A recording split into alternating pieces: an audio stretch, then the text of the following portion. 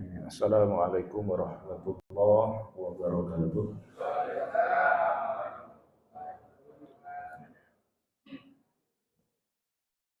Innal hamdalillah alladzi nahmaduhu wa nasta'inuhu wa nastaghfiruh wa na'udzu billahi min shururi anfusina wa min sayyiati a'malina. Man yahdihillahu fala mudilla lahu wa man yudlil fala hadiya lahu.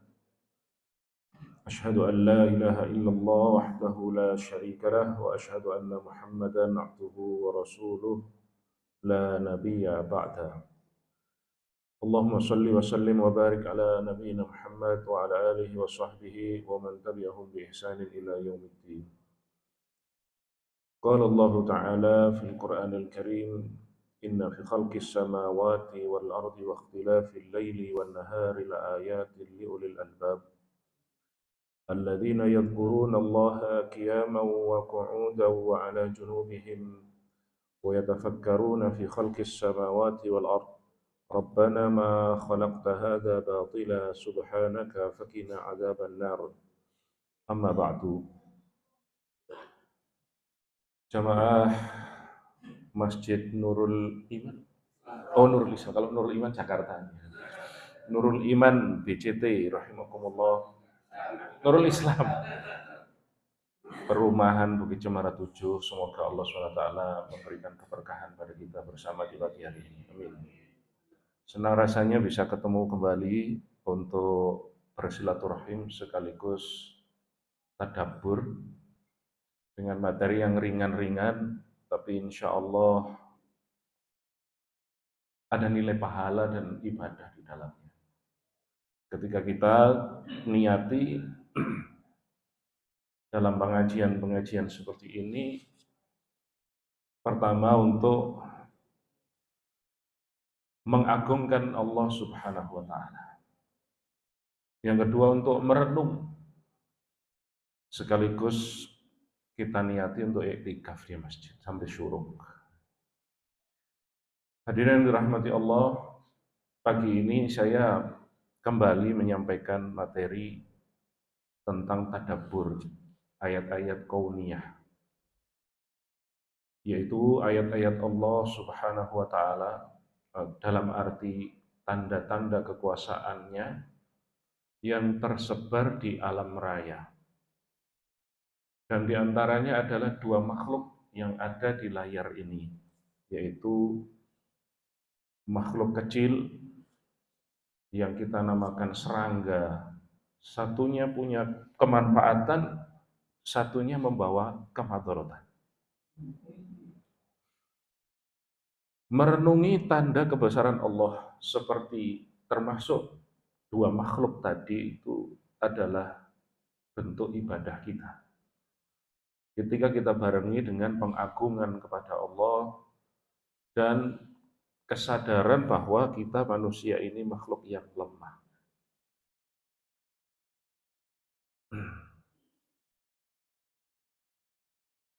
Allah Subhanahu wa Ta'ala berfirman di dalam surat Al-Baqarah ayat 164. Inna fi khalqis samawati wal ardi wa ikhtilafil laili wan nahar wal fulki allati tajri fil bahri bima yanfa'un nas wa ma anzalallahu minas samaa'i min ma'in fa ahya bihil arda ba'da mautiha wa batha fiha min kulli dabbah wa tasrifir riyah was sahab wal musakhkhari bainas samaa'i wal ard la ayatin liqaumi yaqilun. Sesungguhnya dalam penciptaan langit dan bumi, waqtilafil laili wan nahar, silih bergantinya malam dan siang, ciptaan langit dan bumi, silih bergantinya siang malam, sampai pada bahtera atau kapal laut yang berlayar dengan membawa apa-apa yang bermanfaat bagi manusia. Kemudian wa ma anzalallah, dan apa-apa yang Allah turunkan dari langit minas sama mimma'in berupa air. Fa'ahya bihil arda ba'da mautiha, yang kemudian Allah membuat kehidupan, membangkitkan yang mati, kemudian menjadikan hidup dari air tadi. Wa batha fiha min kulli dabbah, dan disebarkan di muka bumi ini segala jenis makhluk yang melata, merayap. Dabbah, sana ada hewan di Arab namanya dab, atau sejenis kadal, tapi herbivora. Tidak diharamkan oleh Rasulullah, tapi Rasulullah tidak suka. Itu senangannya orang Arab. Biasanya dicampur nasi mandi dengan itu hewan seperti kadal. Kalau di Indonesia nggak ada. Kalau di sini mirip nyambe atau apa namanya biawak, tapi biawak karena dia karnivora, pemakan pemangsa dan ganas, itu haram. Kemudian jadi wa tasrifir riyah, dan pengarahan, pengendalian yang Allah Subhanahu wa taala lakukan terhadap angin, riyah, angin, wasahab, dan awan yang Allah Subhanahu wa taala kendalikan itu di antara langit dan bumi. Semua itu kata Allah, mulai dari malam siang jadi malam, malam jadi siang, ada bahtera berlayar, ada barang besar, berat, besi, kok bisa ngapung di atas air, dan lain sebagainya. Kemudian sampai pada hewan melata, sampai pada air hujan yang kemudian menumbuhkan kecambah, biji yang awalnya mati, kemudian jadi hidup, jadi muncul, jadi bermanfaat bagi manusia, sampai Allah Subhanahu wa taala mengutus angin, mengutus awan dan lain sebagainya. Itu merupakan laayatin, tanda-tanda atau ayat-ayat Allah, liqaumi yaqilun, bagi orang kaum yang mau berpikir. Ayat ini memberikan pelajaran pada kita untuk berupaya berpikir menggunakan akal pikiran kita untuk mengagungkan Allah.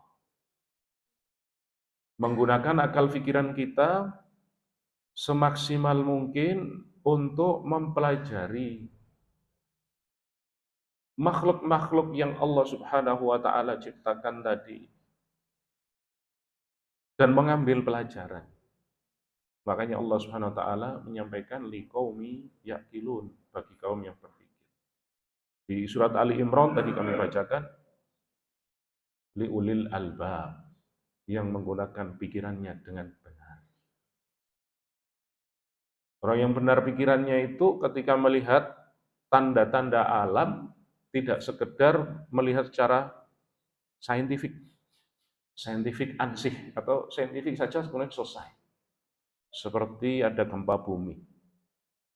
Kemudian yang ini karena ada gerakan sesar aktif antara Indo dan Eurasia, lempengnya, dan selesai. Begitu saja. Itu namanya saintifik ansih. Saintifik saja. Kalau orang beriman dibarengi dengan rasa takut kepada Allah. Tidaklah Allah menggerakkan makhluknya di langit, di bumi, di segala penjuru ini, mesti ada maksud.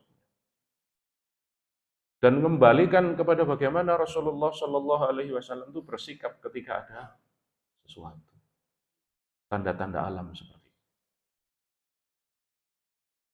Oleh karena itu, jamaah rahimakumullah, ya kita ngaji ringan-ringan seperti ini, tapi insya Allah ketika kita betul-betul berniat untuk mengagungkan Allah, merasa diri kita ini kecil, merasa diri kita ini tidak ada apa-apanya di hadapan kemahakuasaan Allah, maka insya Allah itu bentuk ibadah. Nah, tentang makhluk yang tadi kita perlihatkan di slide awal, yaitu tentang lebah dan lalat, itu punya ayat tersendiri. Tentang lebah bahkan dalam satu surat, ada surat An-Nahl. Kalau di lalat ada ayat lalat, nanti kita sampaikan. Allah berfirman dalam surat An-Nahl ayat 68. Wa auha rabbuka ilan nahli anittakhidhi minal jibali buyutan wa minasyajari wa mimma ya'rishun. Dan Tuhanmu mewahyukan kepada lebah. Wa auha. Jadi lebah pun ini bukan wahyu seperti pada nabi, tapi yang disebut dengan ilham.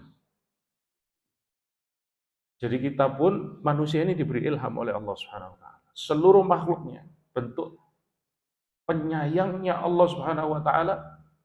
Kita semua makhluk ini yang hidup di muka bumi ini diberi ilham oleh Allah untuk bertahan hidup. Bayi lahir seperti ya kita, anak kita, cucu kita lahir itu langsung nyari minum.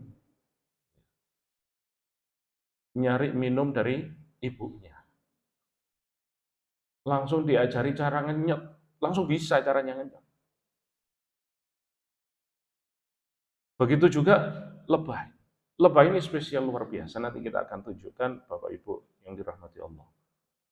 Wahyu atau ilham yang Allah Subhanahu wa taala ilhamkan pada lebah luar biasa. Mereka disuruh membuat sarang di bukit-bukit, di pohon kayu, dan di tempat-tempat yang dibuat manusia. Sarangnya itu dari lilin.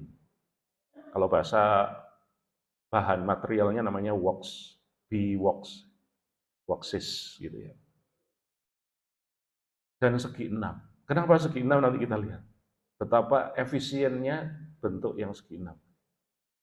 Thumma kuli min kulli thamarat fasluki subula rabbiki dzulula.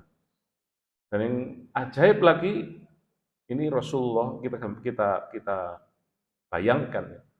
Rasulullah diberi wahyu ini 14 abad yang lalu.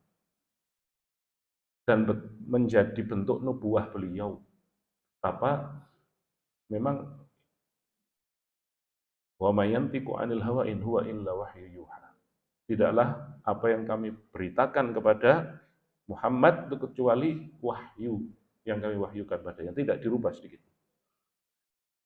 Tsumma kuli min kulli tsamarati fasluki subula rabbiki dzulula. Ini dhamirnya atau kata gantinya untuk perempuan. Untuk perempuan semua. Kemudian makanlah dari tiap-tiap macam buah-buahan dan tempuhlah jalan Tuhanmu yang telah dimudahkan bagimu. Untuk siapa? Lebah. Kita baru tahu belakangan ini bahwa lebah pekerja itu semuanya betina. Jadi dalam satu koloni yang isinya bisa sampai 80 sampai 100 ribu ekor, itu betina. Jatahnya satu. Hanya fungsinya untuk kawin saja, ngawini lebah ratu. Yang lainnya, yang bekerja, mencari nektar, mencari buah-buahan, polen, dan lain sebagainya, betina. Jadi Allah SWT berfirman, "Tsumma kuli min kulli." Ini kalau laki-laki kan kulu, laki-laki. Kuli itu perempuan. Fasluki, kalau laki-laki fasluku. Ini kalau fasluki perempuan, domirnya. Iya. Rabbiki Tuhanmu untuk perempuan. Ki. Rabbuka kamu laki-laki. Rabbuki kamu perempuan. Tuhanmu perempuan. Yakhruju min butuniha syarabun mukhtalifun alwanuh. Keluar dari perutnya minuman yang berwarna-warni. Ya. Yang warnanya macam-macam. Fihi syifa'un linnas. Di dalamnya ada obat bagi manusia. Inna fi dzalika laayah. Sungguhnya di dalamnya ada tanda-tanda kekuasaan Allah atau ayat Allah, kebesaran Allah liqaumi yatafakkarun. Sesungguhnya pada yang demikian itu benar-benar ada tanda kekuasaan Allah bagi orang-orang yang mau memikirkan. Nah, ini tentang lalat. Di dalam surat Al-Hajj ayat 73.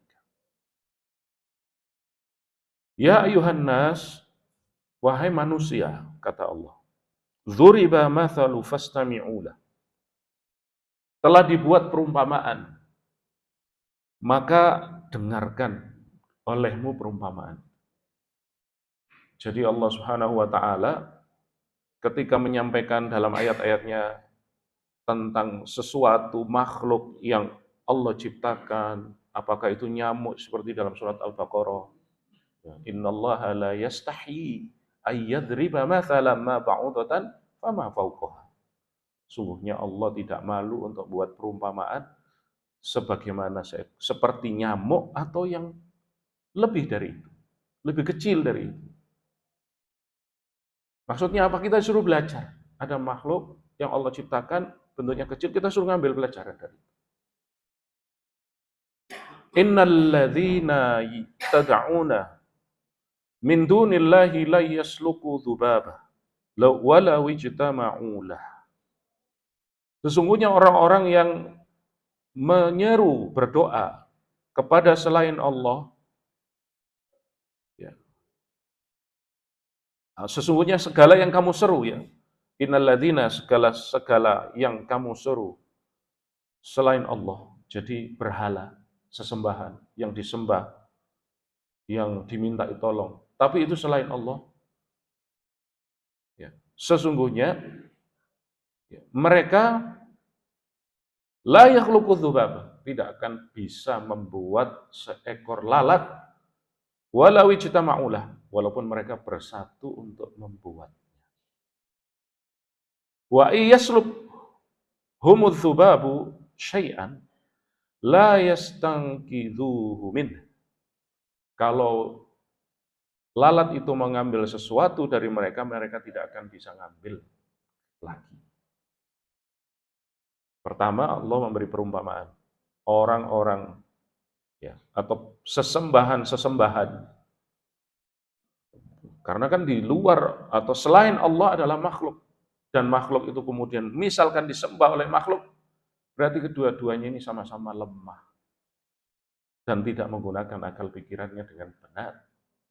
Wong lemah, sesama lemah kok saling nyembah. Ya, menyembah sesuatu yang lemah.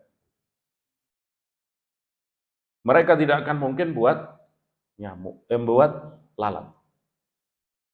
Kenapa tidak mungkin? Ya sampai hari ini pun tidak akan ada. Membuat sel saja susah, tidak bisa. Satu kali kepakan sayap lalat itu 2000 kali per 1 detik 2000 kepak. Berarti berapa energi yang dia pakai?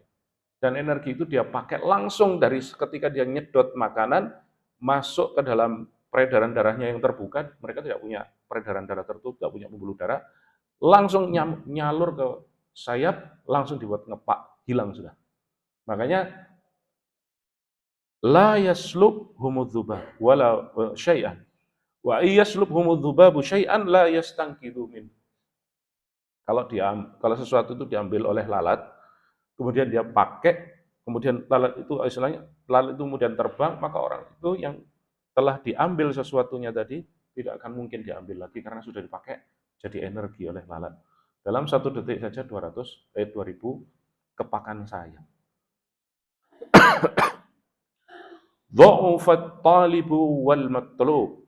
Sungguh lemah yang menyembah dan sungguh amat lemah pula lah yang disembah. Ini Allah Subhanahu wa taala memberi perumpamaan dengan makhluk yang remeh seperti lalat saja. Belum ngomong tentang jagat raya, misalkan tata surya, suruh buat tata surya dan sebagainya. Suruh buat lalat tidak bisa.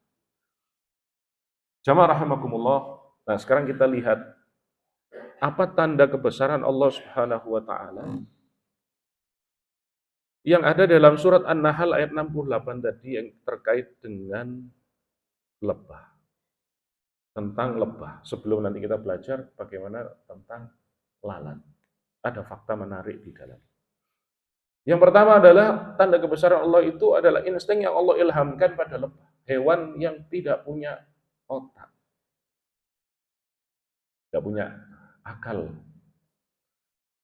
Kalau hewan seperti serangga, sistem sarafnya itu disebut dengan ganglion.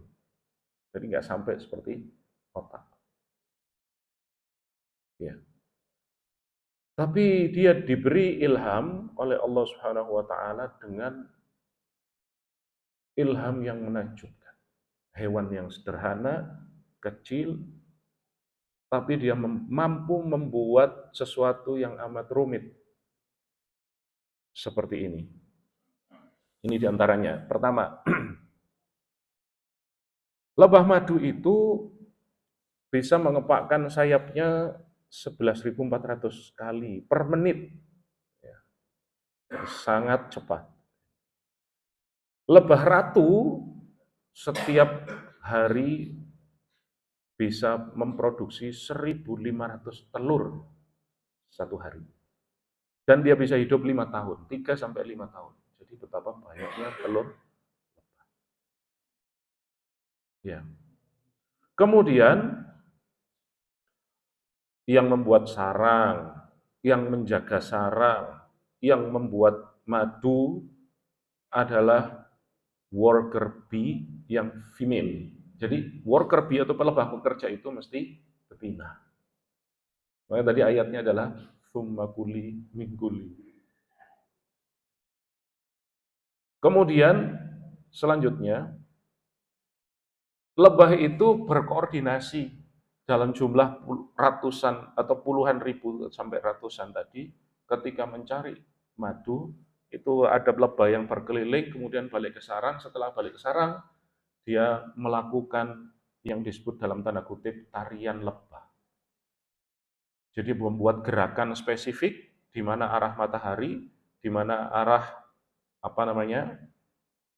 bunga yang dia tuju, dia kemudian membuat gerakan sehingga dengan gerakan itu lebah-lebah lain dalam satu koloni tahu di mana posisi bunga yang siap untuk diambil nektarnya.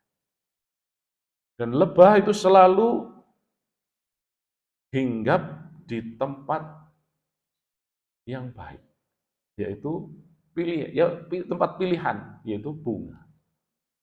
Yang dia ambil adalah nektar. Nektar itu zat cair. Zat cair dari bunga. Kalau Bapak Ibu atau kita waktu yang seusia saya itu waktu ke sawah kemana itu, kalau ada bunga kita lepas, kalau mahkotanya, kemudian tinggal dasarnya, kalau kita sesep, nah itu nektar. Manis, ya. Itulah nektar. Kemudian beda dengan polen. Polen itu serbuk sari miliknya bunga. Nah, lebah itu ketika dia hinggap, karena dia punya bulu-bulu halus yang ada di seluruh tubuhnya, kesenggol polen. Polennya itu kemudian dia nggak sengaja, tapi itu bermanfaat bagi bunga untuk penyerbukan. Polennya dari benang sari dia pindah ke putik. Putik itu kelamin bunga betina. Jadilah penyerbukan dari bunga jadi buah, jadi biji. Tanaman bisa hidup, tanaman bisa bereproduksi, punya biji, punya keturunan. Itu dari lebah. Jadi hinggap di mana pun mesti nyebar manfaat gitu. Itu kan pelajaran bagi kita Bapak Ibu yang dirahmati Allah. Orang yang kalau kemanapun dia mampir sodako, minimal senyum, minimal salaman, ngasih nasihat, dan lain sebagainya. Pokoknya yang membuat orang lain bahagia, senang, karena bermanfaat. Itu pelajaran dari lebah. Nah, kemudian sarangnya itu bentuknya segi 6, yang ini heksagonal. Ada banyak bentuk ya Bapak Ibu. Ada segitiga, segi 4, segi 5, segi 6, segi 7, dan seterusnya. Segi 8, dan seterusnya. Itu kalau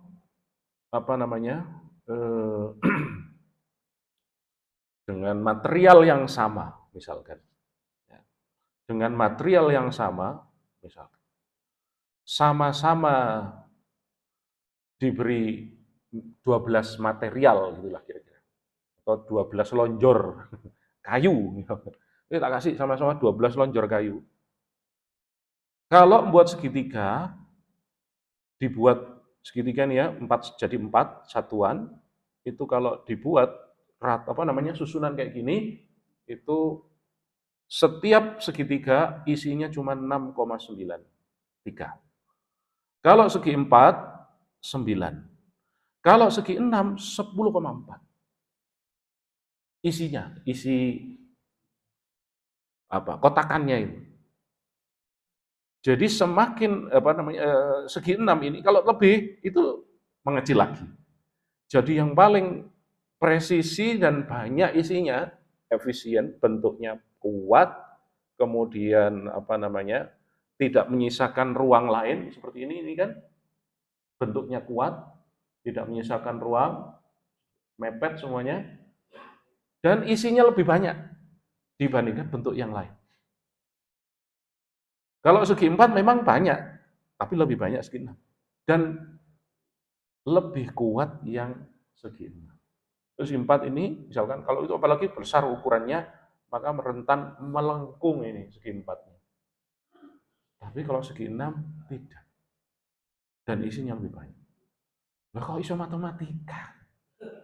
Karena nggak punya otak lebay. Itu kan istimewanya ilham yang Allah ilhamkan pada lebay. Mereka disuruh cari benda, makanan yang semuanya baik. Ya, semuanya baik, yang bagus-bagus. Ya, terus kalau membuat sarang dengan bentuk yang paling hemat, tapi isinya banyak.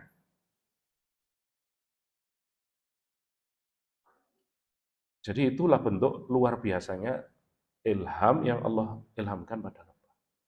Jadi ini proses membuat madunya bagaimana? Mereka membuat sarang segi 6 tadi, kemudian mencari nektar, ya, mencari sari bunga. Jadi kalau sekarang nggak ada sari bunga, Bapak Ibu, lebah itu akan diberi makan gula. Gula dilarutkan, ditaruh di tutup-tutup botol kecil-kecil gitu, lebah akan makan dari situ. Itu kalau sudah nggak ada bunga lagi. Yang dikeluarkan ya tetap madu, tapi tidak lagi mukhtalifan alwanu. Warnanya tidak lagi macam-macam. Ya asli, tetap asli, tapi madunya tidak seberkhasiat ketika bunganya itu dari bunga yang macam-macam. Makanya ketika ada ini madu asli dikasih makan bunga atau dikasih makan sari gula. Ya. Kalau madu asli yang dari saya karena depan rumah saya itu peternak, keluarga peternak. Jadi bisa sekian bulan dia bahasa Jawanya angon. Angon lebah di hutan mana? Angon. Wah, kalau itu luar biasa.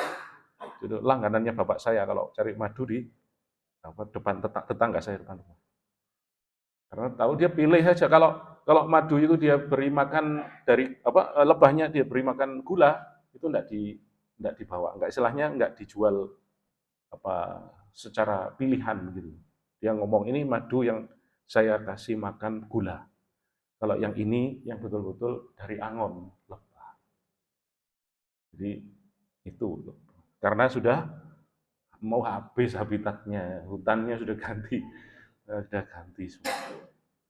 Nah, tidak selesai di situ. Selesai dia mengumpulkan nektar, dimasukkan ke kantong-kantong segi 6 ini, mereka kipasi Bapak Ibu. Dikipasi pakai sayapnya. Satu kepakan tadi kan, 1 menit 11.000 lebih kepak sayap. Itu untuk apa? Untuk menurunkan kadar air. Iya, airnya sudah nguap Bapak Ibu. Dikipasi sampai mengental, kadar airnya jadi rendah. Apa fungsinya? Nggak ada bakteri. Karena bakteri jamur itu suka kalau kadar air tinggi. Yang kadar air rendah justru dia menjadi antibakteri yang kuat. Antibakteri, anti jamur. Makanya kalau saya biasanya, keluarga saya kalau pas batuk dan sebagainya nggak pakai antibiotik dulu, yang sintetik. Tapi coba minum madu, 1 sendok, tidak minum air dulu supaya dia nempel di sini. Karena biasanya yang seri-seri itu kan di sini. Karena ada inflamasi. Nah, inflamasinya itu kena madu, madu itu ada antiinflamasinya. Ada anti bengkak, gitu. Anti inflamasi itu bengkak, anti bengkaknya. Kemudian di dalam juga dia punya antibakteri juga. Ada buktinya banyak sekali penelitian. Jadi sampai water evaporation, tapi airnya menguap sampai kental bagus. Jadilah madu. Nah ini bahkan sampai di Oxford University itu punya spesial pelajar, unit spesial untuk belajar tentang lebah. Ini kita kayaknya kalah padahal punya surat An-Nahl. Jadi ini sifat-sifat inspiratif dari lebah itu, lebah hanya makan hal-hal yang baik saja. Jadi pilihan saja. Terpaksa dia itu tadi apa? Sari gula. Terpaksa itu. Kalau nggak ada lagi makanan, dia hanya makan atau minum sari gula. Dan lebah itu pengejar prestasi. Atau produktivitasnya tinggi. Nggak suka males-malesan. Bahkan lebah itu nggak tidur. 24 jam. Nggak tidur. Ya kalau kita masih diberi tidur ya. Ya, waja'al laila libasa waja'alna nahara ma'asya. Kita manusia. Jadikan siang untuk kerja, malam untuk tidur istirahat. Jadi pengejar prestasi yang tinggi. Jadi nggak turun terus gitu ya. Mengejar prestasi, produktivitasnya tinggi. Kemudian lebah tidak akan ngambil sesuatu dari bunga tanpa memberi manfaat padanya. Dia tidak akan ngambil sesuatu dari sesuatu tempat tanpa memberi ijol, tukar dengan kemanfaatan. Dan lebah tidak akan merebut bunga yang telah berelasi dengan lebah lain. Masya Allah. Kalau sudah ada saudaranya dapat rezeki dari tempat itu, dia cari tempat yang lain. Dan lebah memberikan manfaat pada komunitas yang lebih luas. Baik, yang kedua, makhluk kedua ini yaitu lalat. Sebagaimana Allah Subhanahu wa taala berfirmankan tadi dalam surat Al-Hajj tentang lalat, ya ayuhan nas dzuriba mathalu fastami'u lah. Ada perumpamaan, dengarkan, kata Allah. Innal ladzina tad'una min dunillah, orang atau sesuatu yang disembah selain Allah, mereka tidak akan bisa membuat lalat walaupun mereka ngumpul jadi satu atau berserikat, bersekutu, bekerja sama. Dan ketika lalat itu ngambil sesuatu dari mereka, mereka tidak akan bisa lagi mengambilnya. Kalau sesuatu dicuri oleh lalat, dia tidak akan bisa mengambil lagi. Karena hilang sudah dipakai langsung oleh lalat. Dan begitulah lemahnya makhluk itu. Makhluk yang nyembah maupun yang disembah, kalau itu sama-sama makhluk yang disembah, itu mereka sangat lemah. Lalat itu tadi 300-400 kepak sayap per detik, satu hari bisa 10 km terbangnya, pindahnya. Dan matanya itu kan kelihatannya cuma 2, tapi dia punya mata namanya mata majemuk, mata faset, yang disebut dengan omatida. Itu satu mata 6.000 titik. Jadi dia bisa melihat ke segala arah. Ada wangil dicekel, Pak. Kan susah ya. Mau digepuk ucul ini susah ya kan. Beda dengan nyamuk ya. Nyamuk itu lebih lambat dan seterusnya. Dan lalat itu ini fakta menjijikkan ya.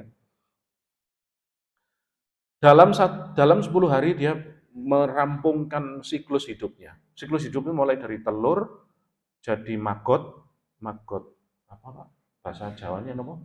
Set ya. Set jadi maggot, jadi pupa, jadi lalat dewasa hanya 10 hari. Cepat sekali. Ya. Dan sekarang ada lalat ternak BSF. Maggot untuk pakan ternak dan seterusnya. Ya. Untuk proteinnya memang tinggi, tapi enggak kalau untuk makan gitu barang menjijikkan. Tapi kalau untuk ayam ya enggak masalah. Dan mereka lalat itu punya kebiasaan makan yang kotor. Ya. Lalat itu punya mulut seperti sedotan yang dia nyedot seluruh tempat. Kalau misalkan dia nempel di sesuatu, dia nyari sesuatu yang cair, kemudian dia sedot. Sedot, sedot, sedot. Kalau sesuatu itu, misalkan ada daging, kering, dagingnya kering, maka dia mengeluarkan air liurnya. Yang isinya juga bakteri, sebagainya. Air liurnya itu untuk menghancurkan daging yang sudah dia tempeli. Tambah bakterinya, tambah penyakit-penyakit yang dia memang miliki, dia muntahkan lewat straw-nya tadi itu atau mulut sedotannya tadi itu, mulutnya bentuknya sedotan. Seperti ini. Seperti belalai begini mulutnya itu. Keluar sehingga dia menjadi kena bakteri dan kena bakteri kemudian dia bahasa Indonesianya nyunyut, jadi dagingnya jadi lumer, lebih lebih mudah untuk dia sedot lagi. Makanya dia hinggap pergi di tempat yang sama. Kalau ada orang yang sakit, luka, seneng dia cari lukanya karena apa? Basah, disedot, tambahi bakterinya dimasukkan ke sana. Itu lalat. Dan bawa berbagai macam bakteri. Tapi ada hadis Nabi Shallallahu Alaihi Wasallam. Ini luar biasa. Nabi menyampaikan, langsung saya sebutkan hadisnya. Idza waqa'a dzubabu fi syarabi ahadikum falyaghmishu. Kalau ada kalian punya minuman, kata Nabi, kemudian ada lalat yang jatuh, maka tenggelamkan. Suruh tenggelamkan, terus ambil. Fa inna fi ihda janahaihi da'an wal ukhra syifaan. Karena satu sayapnya itu mengandung penyakit, satu sayapnya lagi mengandung obat. Dan subhanallah, ya Masya Allah ya, ini penelitian.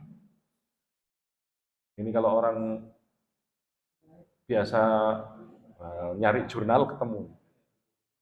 Ini jurnal internasional yang masuk dalam indeks jurnal terakreditasi internasional. Ya, yang terkenal dengan jurnal Scopus.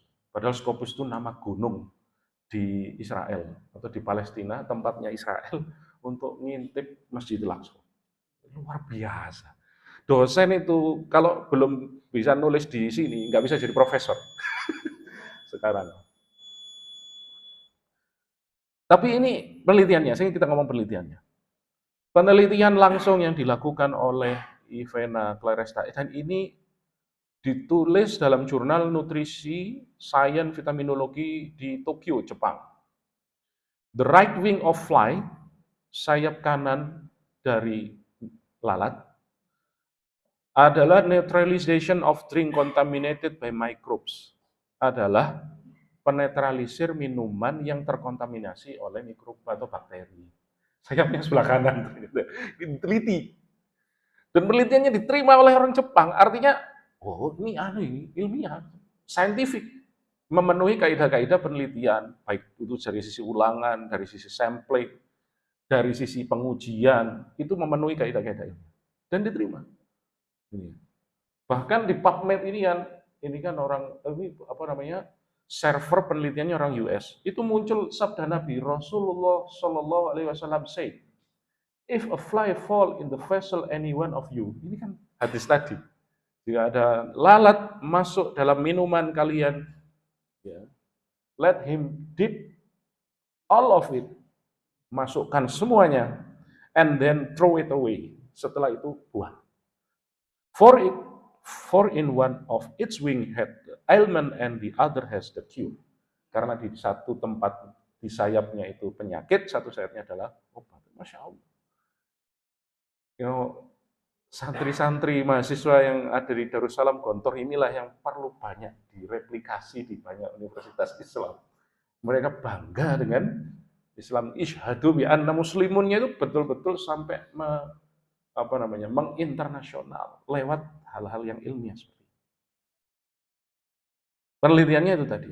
Jadi dia peneliti, ini saya ceritakan saja penelitiannya. Dia membuat penelitian ini dengan sampling yang ilmiah lah, dengan random gitu ya. Dengan 5 treatment, 2 ulangan. Dengan menggunakan air yang steril tanpa kontaminasi sebagai positif kontrol dan air minum yang ditambahi oleh bakteri. Kemudian right wingnya sayang karena dicabuti dari lalat itu, dicabuti kemudian dimasukkan ke dalam air yang sudah ada bakterinya. Masuk. Kemudian ditunggu ya. Setelah itu airnya ditanam di media pertumbuhan bakteri. Namanya ini bacterial culture inoculation porplit dengan eosin methylene blue. Jadi media eosin methylene blue. Dan seterusnya setelah itu diketahui bahwa setelah 48 jam diketahui yang air yang punya ada bakterinya tadi mati bakterinya. Subhanallah. Itu ya luar biasa itu lihat. Ini bahkan sampai di tahun ini kan penelitian tahun 2019 direview sama peneliti lain, gitu ya. Peneliti lain sampai diketahui ada antimicrobial potential antibiotik, senyawa antibiotik yang sangat menjanjikan dari sayapnya lalat. Ya di samping ada bahaya, lalat itu yang begitu bahayanya ternyata juga ada menyimpan manfaat dari apa yang dimiliki oleh lalat tadi. Jadi jamaah rahimakumullah, tadi itu ayat Allah Subhanahu wa taala tentang perumpamaan tadi, betapa Allah Maha Kuasa untuk membuat satu makhluk yang seluruh makhluk apapun tidak kuasa untuk membuatnya. Dengan kompleksitas yang begitu detail, satu mata mengandung 6.000 mata. Ya. Dia punya mulut yang bisa menghisap dan bisa menyemprotkan sesuatu yang berbahaya. Tapi di sayapnya mengandung sesuatu yang berbahaya sekaligus ada manfaat. Yang kalau manusia mau dan mampu untuk mengekstraksinya, memisahkannya, maka bisa jadi obat yang berharga. Dan juga bentuk nubuwah bahwa Nabi Shallallahu Alaihi Wasallam ketika ngomong itu bukan sembarang ngomong. Itu karena Allah yang sudah wahyukan padanya, ini ada makhluk namanya lalat. Di satu sayapnya ada obat, satu sayapnya ada racun, satu sayapnya ada obat. Makanya Rasulullah menyampaikan. Dan ini bentuk juga bagi kita, sarjana-sarjana yang muda-muda ini, untuk terus nambah ilmu pengetahuan dan terus memperkokoh bangunan keilmuan kita dengan berasaskan wahyu. Jadi jangan kita menjadi orang yang inferior atau malu dari Quran, kita jadikan bahan penelitian, kemudian kita publikasikan secara internasional. Ini bentuk dakwah untuk menyebarluaskan kebenaran Islam kepada dunia. Jadi hadirin, itu pelajaran kita yang kita sampaikan pada pagi hari ini sebagai bentuk pertama pengagungan kepada Allah Subhanahu wa taala, sebagai bentuk bahwa kita menyadari bahwa kita ini makhluk yang kecil, yang lemah, yang walaupun berserikat, bersekutu seluruh dunia para ahli membuat sesuatu tidak akan bisa menandingi ciptaan Allah Subhanahu wa taala. Karena juga banyak orang ketika sudah mulai ahli, dia merasa dirinya sudah wah, dan kadang-kadang merasa dirinya bisa menyamai kemampuan Tuhan. Itulah yang terjadi pada orang-orang yang mulai meninggalkan agama. Orang-orang ateis, mereka merasa nggak perlu Tuhan lagi. Bahkan mereka ngomong Tuhan sudah mati. Sekarang eranya manusia. Waliyadzubillah, keyakinan yang berbahaya. Atasannya mereka hanya bisa memisahkan. Ini kan zaman kalau orang itu hari ini bisa melakukan pemisahan kelamin sperma. Sperma itu kan ada X, ada Y. Kalau sperma X itu nanti jadi, misalkan ke sapi, sapinya jadi betina. Kalau Y, sapinya jadi jantan. Itu hanya bisa misah itu saja, namanya sexing. Setelah itu dia inseminasi buatan pada sapi, terus muncul sapi jantan semua. Dia kemudian ngomong, saya berhasil menciptakan sapi-sapi jantan. Padahal dia hanya berupaya memisahkan yang sel jantan sama sel betina. Menciptakan yang Allah Subhanahu wa Ta'ala lakukan itu dari tidak ada menjadi ada. Kalau kita nggak mampu, dari tidak ada menjadi ada nggak mungkin. Kita ini hanya mengupayakan dari apa material-material yang Allah Subhanahu wa Ta'ala buat, satu dipindah sini, satu dipindah sini. Dan itu variabelnya sangat banyak sekali. Apalagi yang sudah pernah penelitian, berkali-kali gagal itu bisa. Variabelnya begitu banyak. Atas kehendak Allah lah kita bisa berhasil. Karena begitu luar biasa dan banyaknya variabel yang terkait dengan apa yang kita teliti. Wong dalam satu sel saja, dalam 1 menit 500.000 reaksi.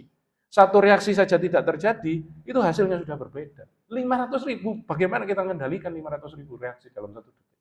Enggak bisa, semuanya atas kehendak Allah.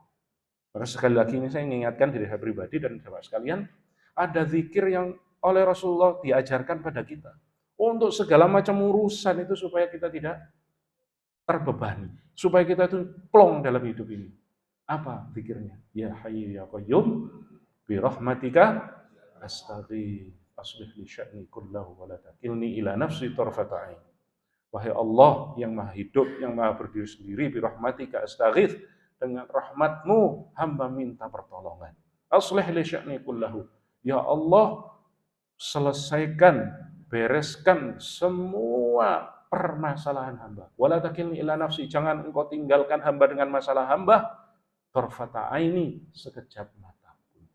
Karena kalau kita ditinggal oleh Allah, suruh ngurusi masalah kita sendiri sekejap mata pun, mesti kacau balau. Kita punya sekian triliun sel, ditinggal sedetik sama Allah, wassalam gitu. Tapi karena berkat rahmat Allah dan kasih sayangnya, kita nggak ditinggal sedikit. Allah masih jaga itu, reaksi-reaksi dalam tubuh kita tetap dijaga. Itulah jamaah rahimakumullah, bentuk kemahakuasaan Allah pada diri kita dan ketidakberdayaan kita sebagai makhluknya. Hanya dengan pertolongan Allah lah kita ini bisa melaksanakan segala macam aktivitas dalam kehidupan kita. Demikian yang bisa saya sampaikan, mudah-mudahan manfaat, mudah-mudahan Allah Subhanahu wa Ta'ala terima tadabbur kita ini sebagai bentuk ibadah kepadanya. Amin ya rabbal alamin. Hadanallahu wa iyyakum ajmain. Assalamualaikum warahmatullahi wabarakatuh. Subhanakallahumma wa bihamdika